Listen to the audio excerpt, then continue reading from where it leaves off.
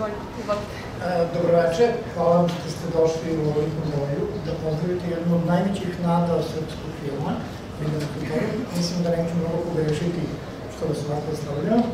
Jedan novi aplauz za našu glavnu mišlju.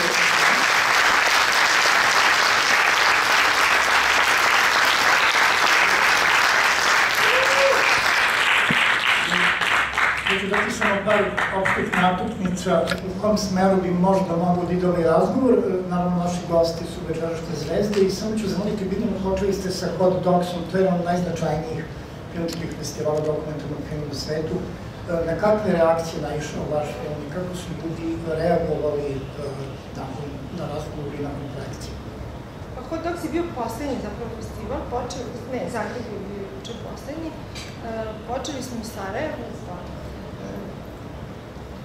pa jako reaguju ljudi, bili smo u Francuskoj, u Italiji, ne znam, u 15 zemalja i zapravo sam se iznenadila da izgleda da ta neka pitanja delimo. Možda u Kanadi, bilo je dosta Amerikanaca, oni jako reaguju i prepoznaju i jako dobro artikulišu ta pitanja vezane za konfuziju između te medijske stvarnosti i naše banalne svakodnevnice. I oni imaju pitanje i nezadovoljni su isfrustrirani svojim demokratijama, tako da očito tu i zapravo ih jako zanima region. Tako da posle svake projekcije smo imali duge razgovore i do sad vremena. A da biste stekli utisak da oni poznaju našu političku situaciju i opšti kontekst? Publika koja posećuje festivale dokumentarnog filma je obično tu zato što je zanima, ali načelno da, neki detalji, na primjer, činjenica da su akteri naše političke scene tu već decenijama, neki nisu to do kraja ispratili da su se iznenadili, ali da, neki se osjećaju odgovornima i osetljivi su na taj mali moment da je tu i ta međunarodna zajednica i Evropa, ali osnovni osjećaj zabrinutosti u stvari koji dele. Mislim, stvarno, posebno Francuzi i Italiji smo bili pre izbora nedelju dana i bilo je puno pitanja, puno reakcije, jako zanimljivo viđenje filma. Najveći kompliment koji mogu da vam dam bar iz mog kritičkog ugla, vaš film je vrlo hrabar, vrlo borben, vrlo radikalan, kritičan, vrlo ironičan, a s druge strane ni malo agresivan, ni malo militantan, iako bi trebala nekako definicija ovog filma. Ovo je zapravo film političke dekonstrukcije, a ne političke destrukcije. Da li se slažete sa mnom? Pa možda, u stvari, kad smo počeli da radimo film, mislim, za one koji ne znaju, imam jednu tajnu, a to je Dragoslava moja tetka. I to je ovako malo negada.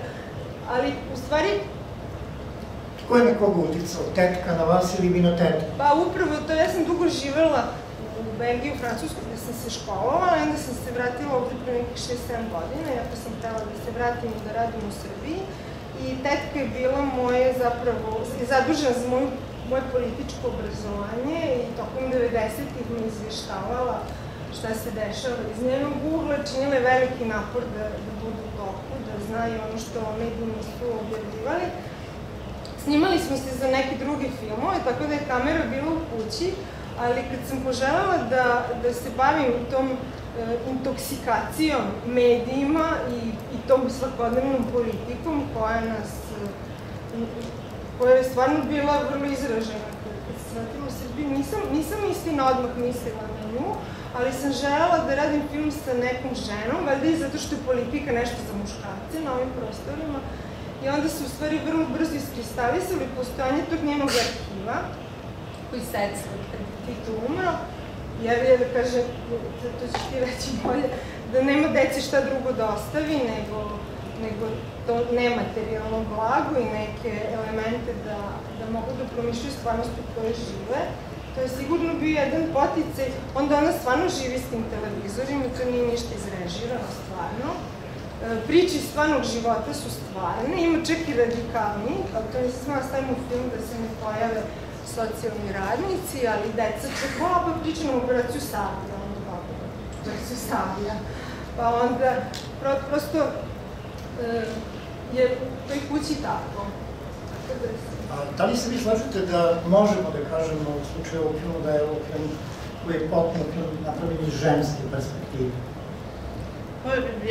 Ja slabo gledam dokumentarne filmove ovako, ali jeste, tu smo moje drugarice, tu je Biljana, moje devojčice, ako ne to mislim. Ali,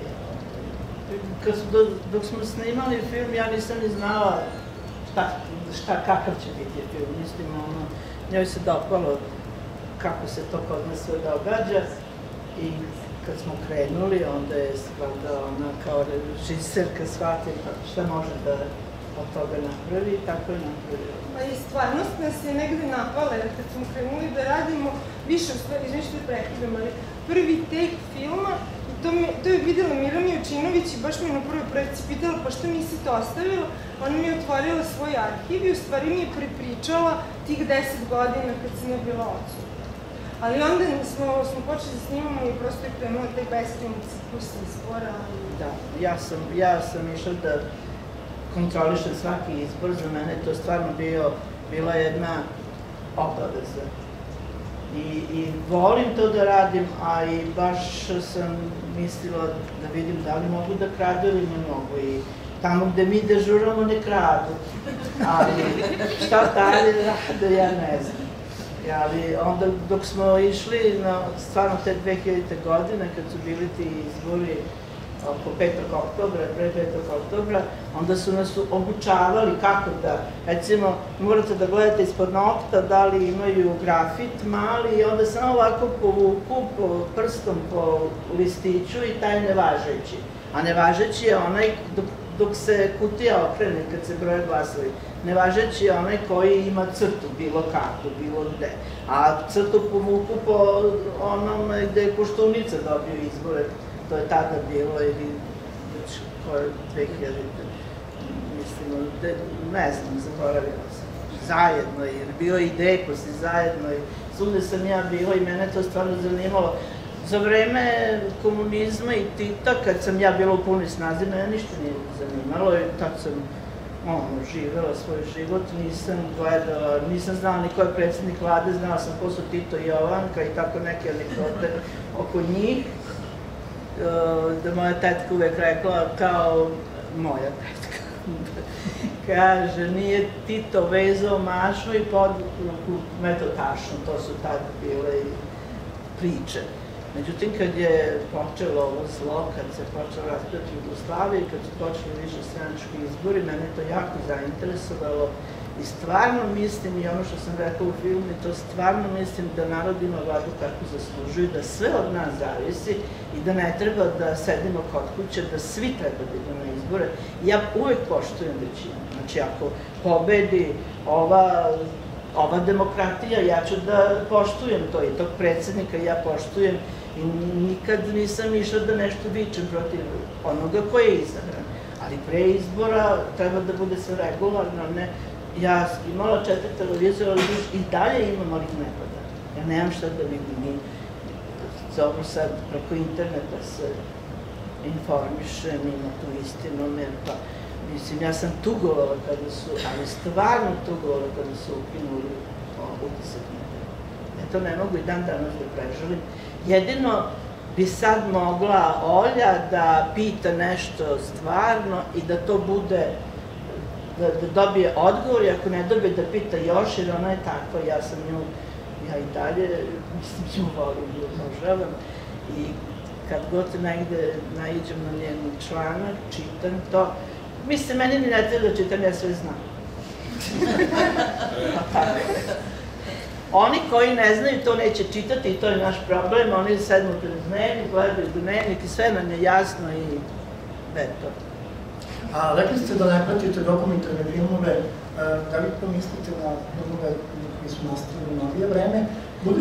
Budući da Novi Sad i Vojvodina uopšte imaju najradikalniju i najfascinantniju tradiciju ovakvog tipa radikalnog, angažovanog, političkog, dobrodnog filma, još iz vremena Živnika, nije ni malo slučno što je vaš direktor fotografije Orfeus u ovom filmu, čovjek koji danas radi Živnikom, koji je potpisao da bome i zahvalili ste mu dolazite iz jedne vrlo važne filmske tradicije. Pa dobro, ja nisam filmski čovek, ja samo imam bratanicu. S vama je slučaj da znate za tu tradiciju, volite, smatrate li sebe sukcesorom toga, da kažemo, imanentnog vojvođanskog filmskog toga? Ne znam da li bih to rekla, ali živim, jako sam bliska sa Žanimirom i definitivno je uticao na mene i posle tomu se mnogo priča. Više ono nego scena. Mislim, naravno da znam šta se dešavalo. Mislim, otkrila sam to u stvari dosta kasno i nisam studirala ovde. Više me zanimao na studijama etnografski film, studirala sam sa Žabušom. U stvari, tek sad zapravo otkrivam još neke rupe. Imam ih dosta. Ja bih pozvao vas da nam se pridružite sa vašim pitanjima. Atraktivni su nam gosti. Izvolite, sigurno imate mnogo ideju što bismo mogli da vidimo naše goste.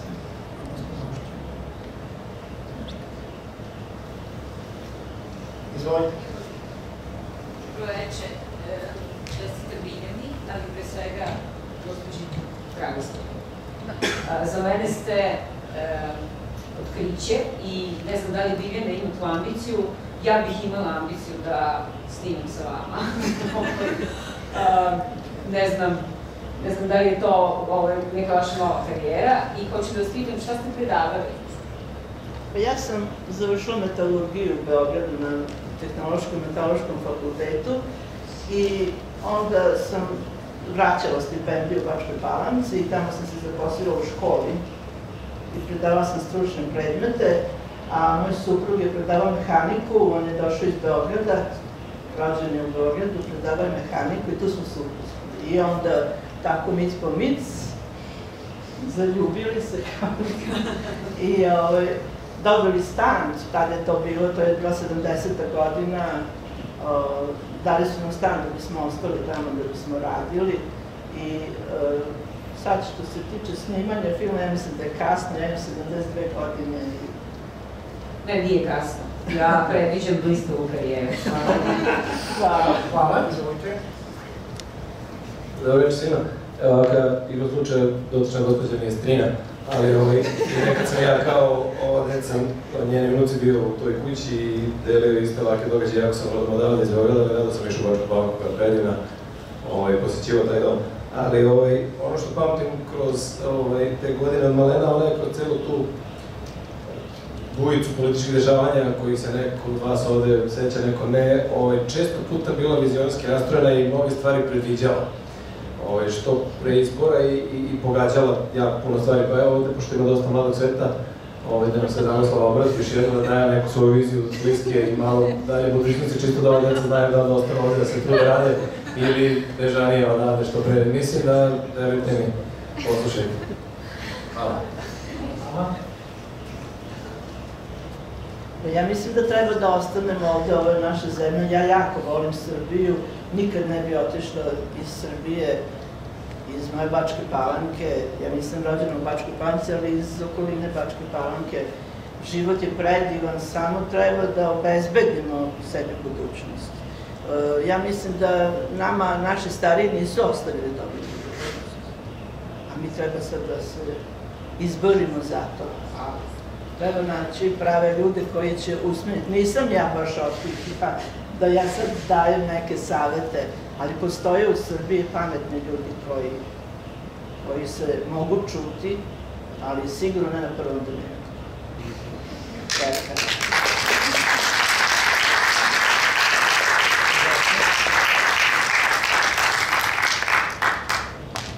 Htjela bih da vam čestitam na ovom filmu i Biljani i njenoj tetki.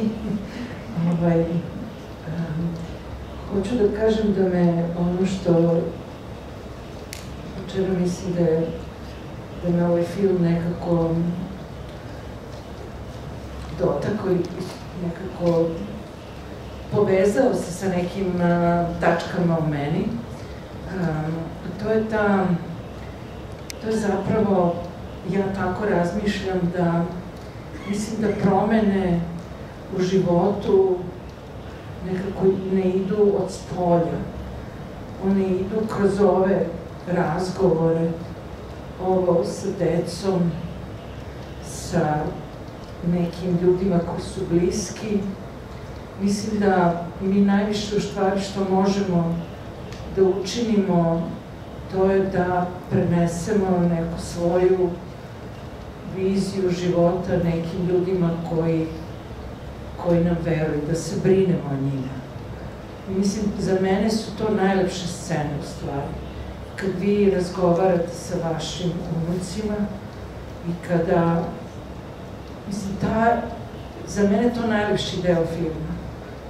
I ja znam, ja nemam decu svoju, ali imam neke svoje đake i onda znam, ja nikad nisam mislila da će biti neki jaz između generacije. Znači, kaže, uvek sam mislila, ja ću uvek razumeti sve, mlade i nikad neću postati stara. Ali sad nekako vidim, ne mislim u lošem smislu da sam sad postala stara, nego nekako vidim da postoje sad te neke nove generacije i da zapravo ja imam jednu drugačiju vizuru prema ovom životu sada u odnosu na njih. I da je taj razgovor sa njima zapravo jako meni bitan, a mislim da je negde i njima bitan kao neko povezivanje onoga što je nekada bilo i što mi nosimo kao svoje iskustvo i njih koji sada tek treba nešto da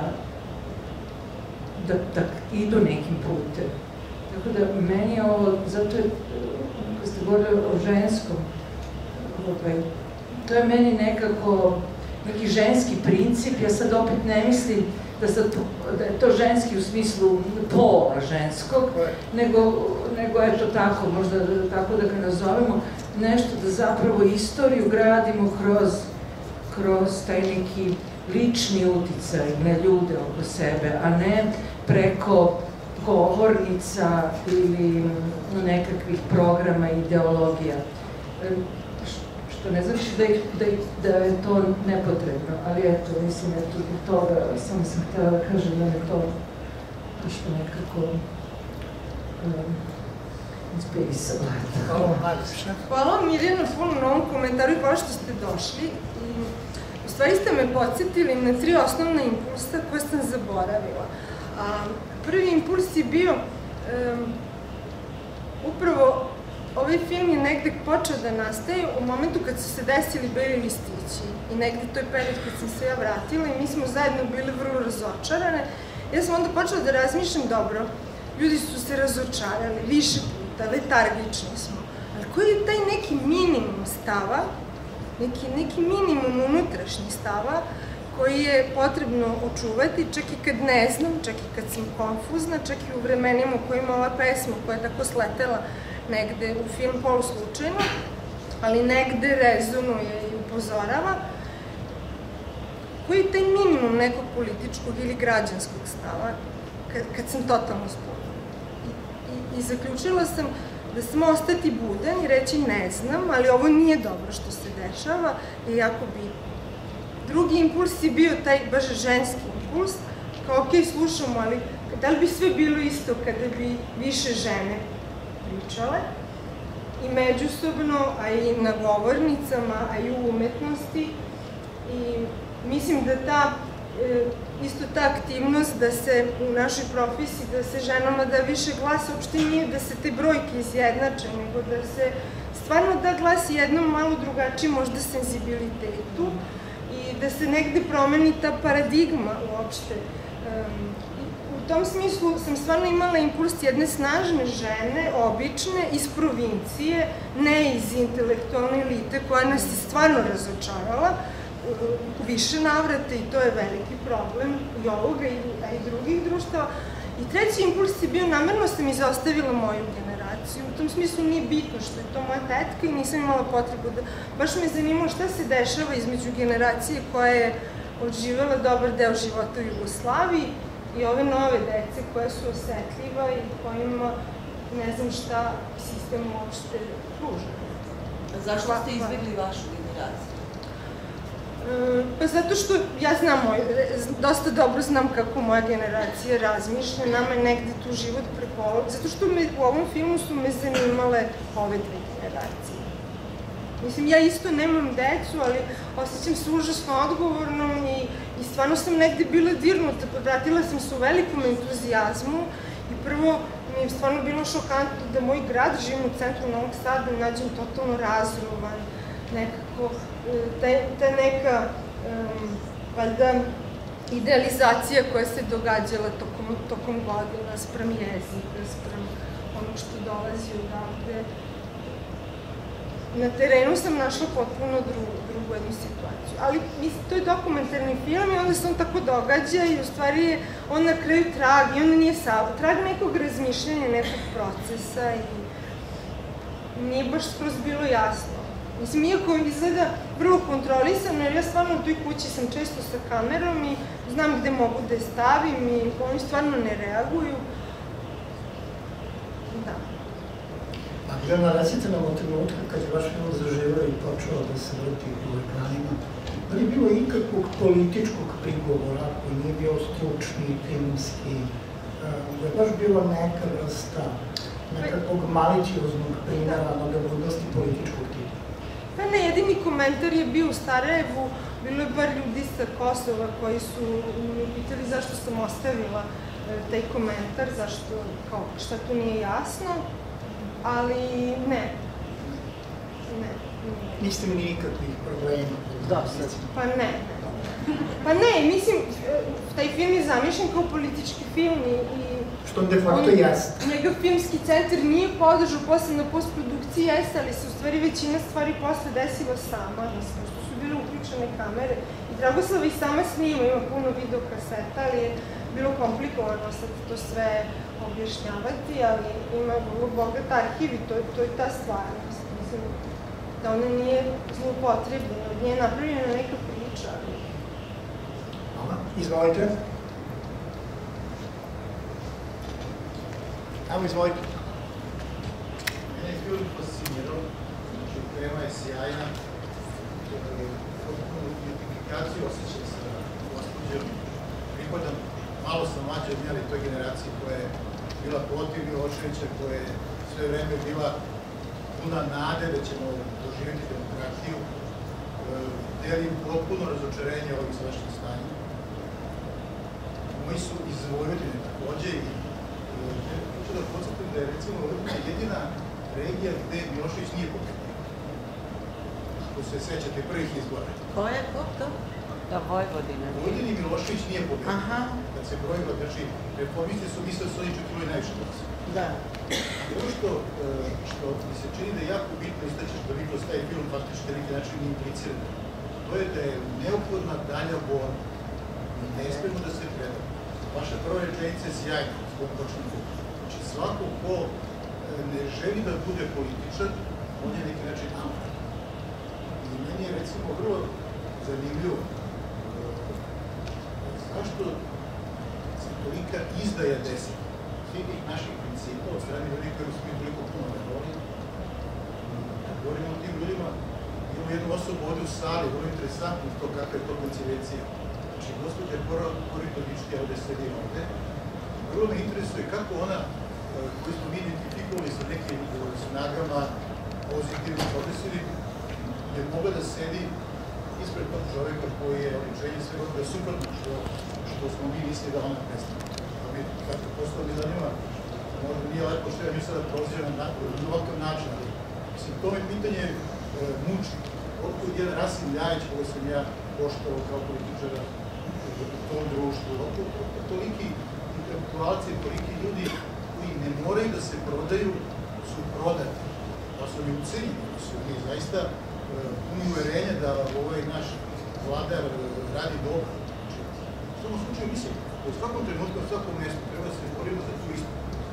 I da pravimo danas rečenje, ne budemo ljudi kompromisa, da budemo bez kompromisa. Jer upravo, kao što se kaže, bolje grob nego rob. Smrt fašizmu, sloboda naroda. Mislim, mi zaboravljamo sve tradicije, mi zaboravljamo što je bilo juče, jednostavno amnestiramo sve one koji su nas izveli, mislim da treba da ih jasno i glasno upozoriti. Ja bih da vam odgovorim. Ja sam u stvari priželjkivala da se na svakim ovim izborima smenjuju neki drugi ljudi. U stvari me užasno nervira što je stalno ili, crno i belo. I u stvari sam priželjkivala da mi stalno smenjujemo te ljude i smenjujemo. Isto tako priželjkujem kao što u Francuskoj ili u Evropskoj komisiji. Evo, koleginica Škorić je svoj film pokazivala nedavno. Mislim, to strašno važno. Ja bih voljela da mi isto naše filmove pokazujemo u našoj skupštini i da isto tako se skupe i da možemo to da gledamo. U tom smislu više sam htela polemički film i priželjkivala da on bude povod za razgovor, nego tako da možda, mislim, naravno da vi možete odgovoriti, ali ne znam da možemo, imamo neki bežični mikrofon? Mislim da ćemo uspeti se. Teško da će da stigne. Pa hvala vam što ste došli. Da, hajde. Probajte malo. Pa ne znam, A uspod da kažem da sam ja i Kori Udovički obožavam. Mislim i dalje obožavam. Nije da, verovatno ćete dati neki odgovor, ali... Naročito mi je bilo, daj da kažem, naročito mi je bilo interesantno kad je Kori rekla, kad se počelo, došlo kod Đinđića, ja mislim da je to bilo u vladi, da je kazala da oni koji imaju velik stan ne mogu da žive u tom stanu, da se snađu nekako ili prodaju stan ili prime podstanare ili... a ne da mora država o svemu da vodi računa. To se meni dopalo, mada je bilo mnogo osuđivanja. Tu je žena koja je, kada je postala udovica, prodala veći stan. Vaša majka? Pozdravljamo. Ali ja tad isto tako uvek sam posle rekla da ja sam došla iz inostranstva i trebalo mi je vremena da shvatim koliko je to u stvari neshvatljivo mnogim ljudima bilo. Činjenica je da, u Jugoslaviji se živelo za stan. Radilo se, ja to, kad sam to rekla, nisam shvatila. Sam shvatila posle stan koji smo moj suprug i ja kupili od jednog, ja mislim, pukovnika. Ja mislim da su se oni razboleli kad su se odselili. Prodali su ga da bi kupili za svoju decu i za sebe, ali ceo se njihov... Tako da ništa nije tako jednostavno kao što čovek misli kad postoje neke šeme. I to je sve što ja želim da odgovorim gospodinu koji govori. Ja nisam izlazila u javnost i nemam nameru ni sada da izađem u javnost sa mojim promišljanjima još uvek, ali dokle god pretpostavljamo da je svaka odluka koja je vama možda nerazumljiva, neka prodaja, to znači da svet stalno delite na dobro i loše, na crno i belo i da nema drugih objašnjenja. Koje bi to pare, izvinite, ili koji bi to interes mene naterao da ja to uradim? Ja sam se tada vratila sa plata kakve ovde ne mogu ljudi ni da ukradu. Na funkciju u kojoj nije moglo da se krade. Evo, jedino valjda u državnoj upravi ne možete da kradete. Mislim, u resoru. Znači, imala sam svoje analize, svoju nadu, nije se ostvarila, ali bar znam da sam probala.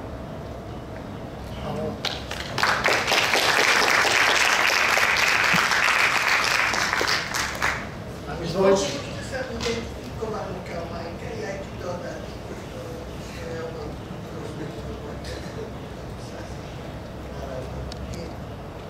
kad se ona odlučila da se vrati, ja sam rekla, oni još uvek su neće prošlen čovek, pametan čovek i čovek sa iskustvom. I kad je ušao u vlada, ja sam rekla, to traje. Ali ona se vrati, ne da iskoristila, nego da mi dao. I kako on sam, znate, izletila je prilika koju imam još da Se izvinjam, ja mogu da se izvinim ako sam ja nešto promašio. Da li je postojao period u kojem ste vi bili u vladi gospodina Vučića?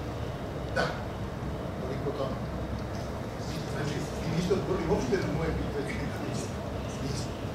Smatram Izvinite, molim vas, ja samo ne bih volao, ne se osjećam odgovornim, da ovaj bilo filmski dijalog prosto nekakav lični, molim vas, ulažite to najljepše vas molim, a imamo i zaista atraktivne goste i bilo bi šteta da propustimo priliku da naše pitanje ipak inkliniraju ka filmskim temama. Evo da prosto damo mogućnost da se saberete. Moje pitanje Biljani, mislim da je zadnjih 10-15 godina u svetskom dokumentarcu dosta primjetan trend reaktualizovanja jedne filmske ideologije da se filmom ponovo to promišljeno može promeniti svet. Ja lično ne verujem u tu ideologiju. Kakav je vaš stav prema tome? Jel mislite da je film dovoljno moćno sredstvo da menja i utiče na svest ljudi? Mislim da je film jako važan, mislim da su autentični filmovi koji se stvarno bave stvarima kako istraživački, tako i autorski veoma važni. Problem je što ima jako malo prilika da se oni vide, što javne televizije uvek nekako umekšavaju sve. Nema puno prostora za dela koja provociraju i postavljaju pitanja, mislim čak i na velikim svetskim televizijama. Sad, mislim da film može u pojedincu nešto da pokrene i onda se vraćamo na taj moj stav, koji je taj minimalni stav koji je, pa kad bi svi imali prilike da gledaju, da razmišljaju, da budu obrazovani, jer mi zaboravljamo da smo mi u eri vizualnih medija, a da ne učimo dekodiranje vizualnih medija, što znači smo nepisani. To kao da u prošlom veku ljudi ne znaju da čitaju azbuku. I, mislim, posebno kod nas, gde to ništa nije regulisano i gde su mladi ljudi izloženi stvarno neviđenim stvarima, bez da imaju instrument i bez da imaju tu gramatiku s kojom mogu da uopšte razumeju šta im se servira. Mislim da je to problem.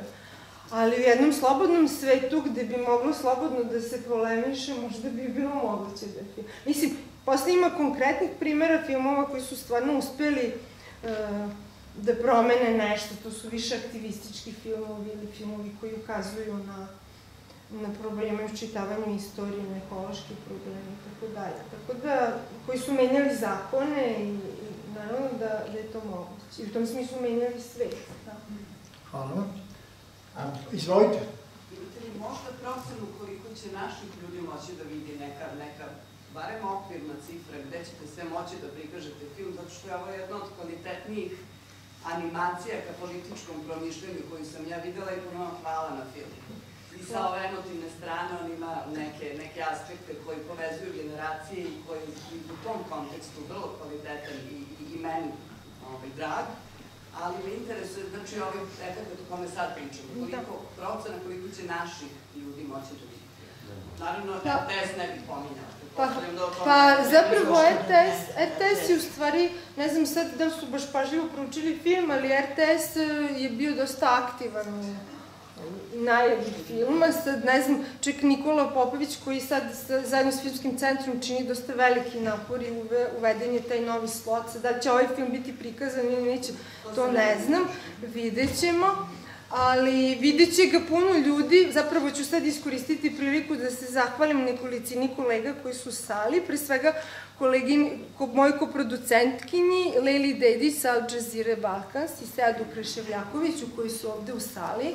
Dakle, Al Jazeera Balkans će prikazati film negde u krajem godine, uz mnoge druge divne i važne stvari koje pokazuju, ali ja mislim da tu, u stvari, na vaše pitanje treba više razmišljati sistemski, a to je zaista napraviti prostor. Ima pojedinih inicijativa. Festival Slobodna zona, za koji sam godinama radila, je učinio veliki napor, napisao udžbenike, radi sa decom, ali prosto bi trebala i država da otvori prostor za to, kao što postoje u drugim zemljama ti art i, kako bi se to prevelo,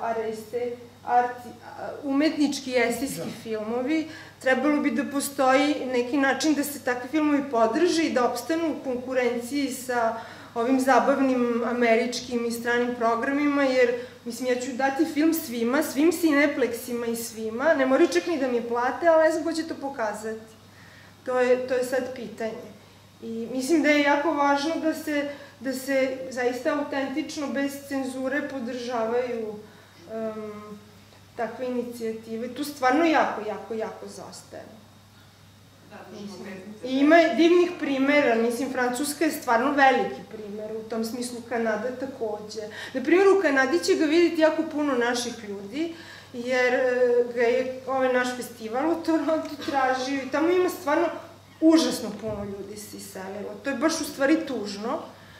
Srela sam jako puno, ne ni na projekciji, nego okolo jako puno mladih i obrazovanih ljudi koji su nekako ipak ne totalno srećni tako daleko i koji su se osetili negde primoranima da odu trbuhom. Mislim, posebno u Kanadi obrazovanih ljudi. I onda još jedna mreža, znači tamo baš dosta ljudi tražilo. A ovde, ne znam, vidjet ćemo. Ja ću kontaktirati ponovo RTS i vidjeti da li... Mislim, sva sreća Al Jazeera Balkans ne traži ekskluzivitet, tako da ukoliko nam RTS uzme film, bilo bi lepo RTV i mislim kogod.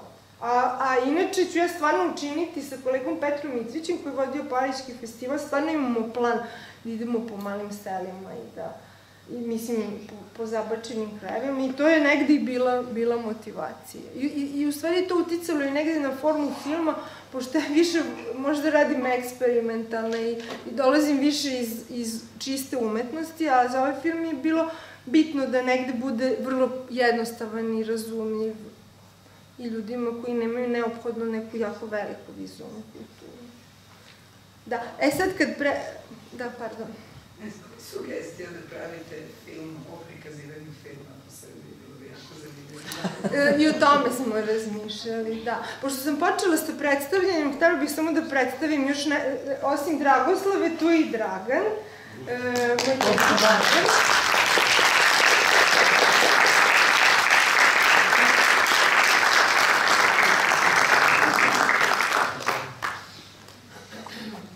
Dobrodošli vi nama.